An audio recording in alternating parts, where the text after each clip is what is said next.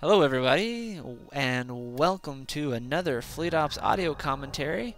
This is Yanaman, and my guest commentator today is Ray320. Ray, say hello. Hey everybody. So, we're going to go ahead and jump right into the game. Let me introduce the top team, our top player as the Green Romulans, Primigenia. And, he is right out of the gate, looks like just setting up a star yard and also probably a mining. So we have a very, very standard Romulan play here. So going down to the bottom here, Ray, introduce us. Here is Boggz. He is the white Klingon, and jumping right out of the gate, just like Primigenia, he is putting up a field yard, and this should make for an excellent match today with a awesome Romulan versus Klingon game. Excellent. So now that we're looking at Boggz, he's got he's Tak Roja, and you can see the Veklarog in there, and you know it's like clear the congestion out of my throat. What's he gonna do here? Well, you know, the one thing that I think he's going to try to do is try to counter some generic refits frigates, because generally that's standard when you're placing Klingon, you know, good counter versus Klingon. But we'll have to see. He looks right now to be going. Actually, this looks like a classic Katinga rush. You see him carrying up the barrels, and he's getting some miners out. True, true. The thing that's missing here is that central yard. Usually you see the Quebecs. I would bet that he is waiting for the third extension so he can go Veklarog's. That would certainly be an interesting gameplay choice, but could be useful for some shelling from afar. Yep, he's got torpedoes, and those Veklarog's shooting torpedoes will hit the large or the medium-sized frigates. So that's my guess.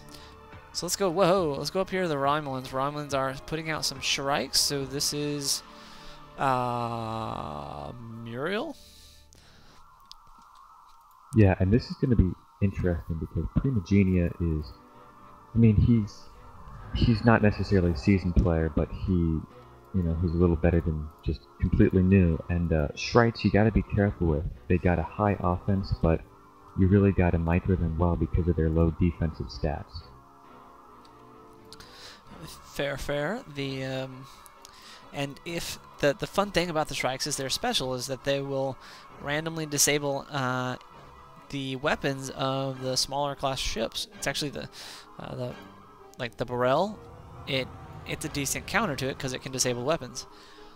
The other fun thing I like about it is it's sort of an anti-cloak device, because the cloak is tied to your weapon system, and if you disable the weapons, you can't cloak. It's pretty fun.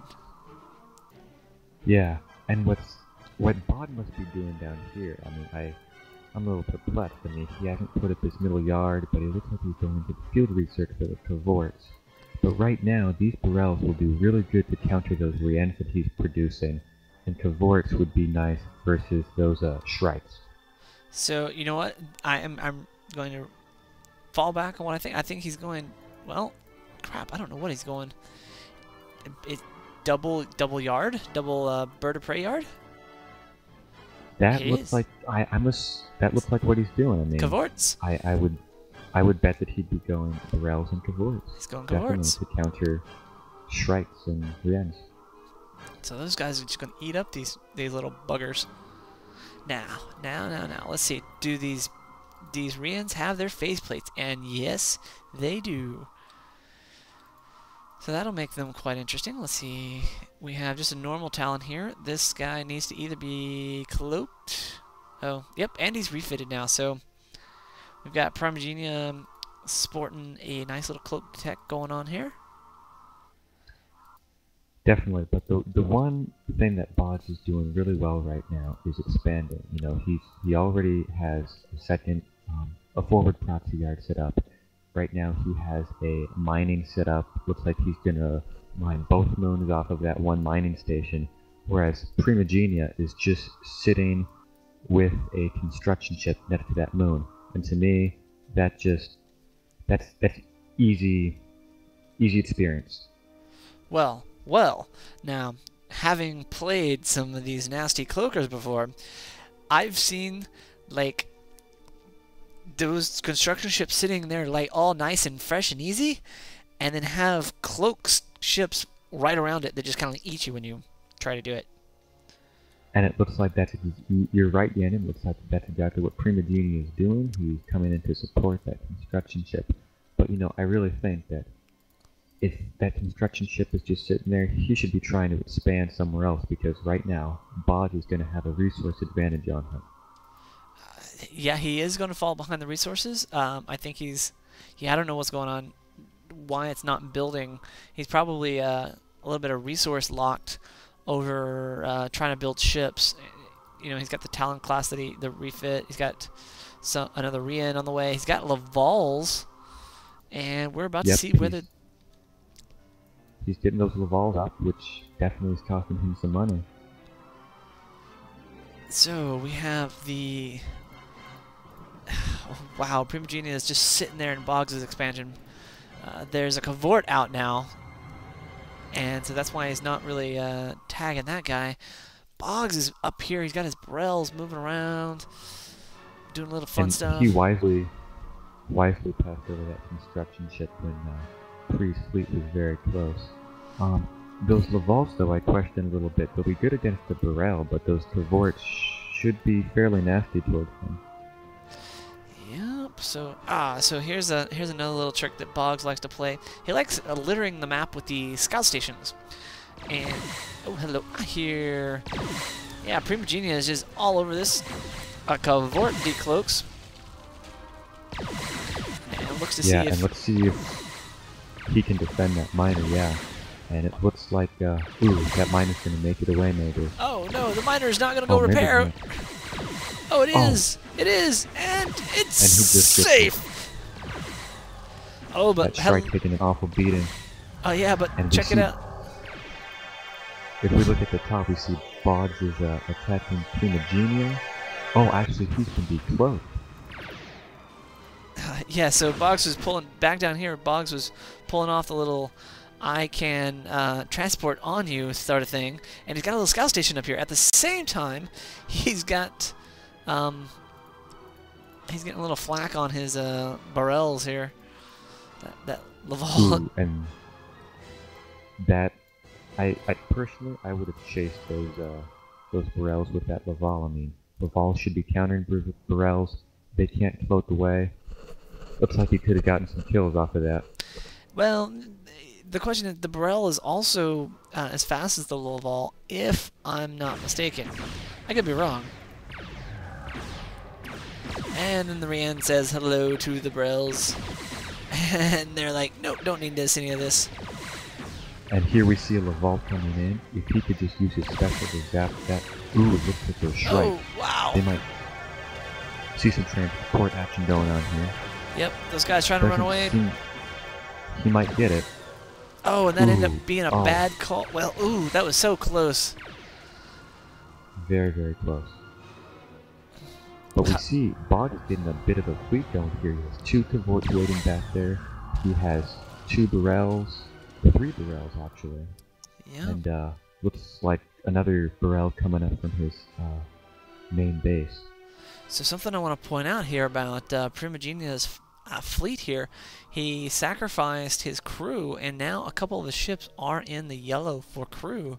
So that'll affect his firing rate. So just as a little bit of something to watch out for, Boggz is got his ships fully staffed. And Primigenia moving a Shrike uncloaked right next to a sensor station, Matt. Ooh, and look at these pack of Barrels. That is not going to be good for that Shrike. Oh no, it's a little bit of movement autonomy, just being in the wrong place. That guy is gone. Hello, free experience. You know, and that's the one thing. I mean, you see, Boggz is taking a ship of Pri's, and that constructor's still just sitting there. It really puzzles me. Boggz is going to have that economic advantage now, and he's just letting that die.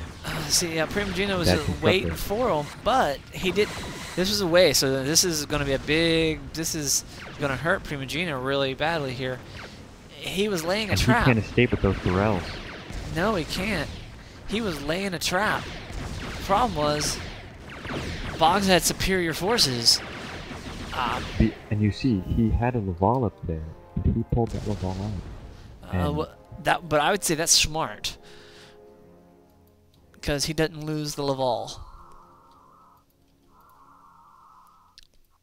Because otherwise, That's he'd be true, down but another ship. He'd be down another ship. He's got this pack of, what, 7 ships here?